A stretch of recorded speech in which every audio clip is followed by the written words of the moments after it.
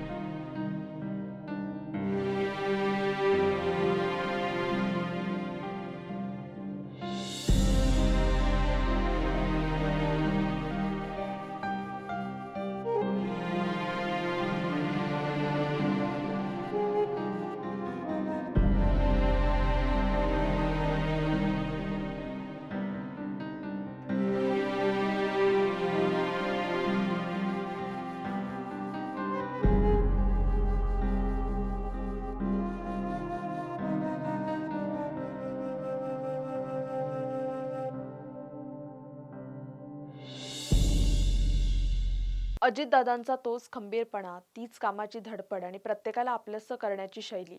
आज जयंतीच्या निमित्ताने विद्याप्रतिष्ठानच्या मैदानावर या सर्व आठवणी पुन्हा एकदा ताज्या झाल्या. सकाळीच उपमुख्यमंत्री सुनेत्रा पवार स्मृतीस्थळी पोहोचल्या. दादांच्या स्मृतींसमोर नतमस्तक होताना प्रत्येकाच्या चेहऱ्यावर गहिवरून येत होतं. पाठोपाठ पार्थ पवार आणि जय पवार यांनीही सपत्नीक स्मृतीस्थळाचं दर्शन घेत दादांच्या चरणी आदरांजली वाहिली आहे.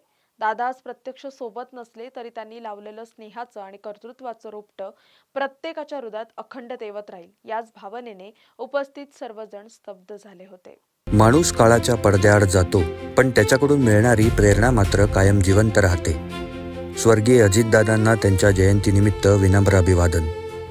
शब्दाचा पक्का, कामाचा माणूस.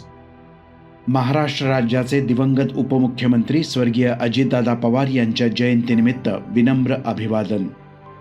ॲडव्होकेट निलेश नारायण निकम, विरोधी पक्षनेता पुणे महानगरपालिका आणि राष्ट्रवादी काँग्रेस पार्टी सर्व पदाधिकारी आणि कार्यकर्ते, पुणे शहर.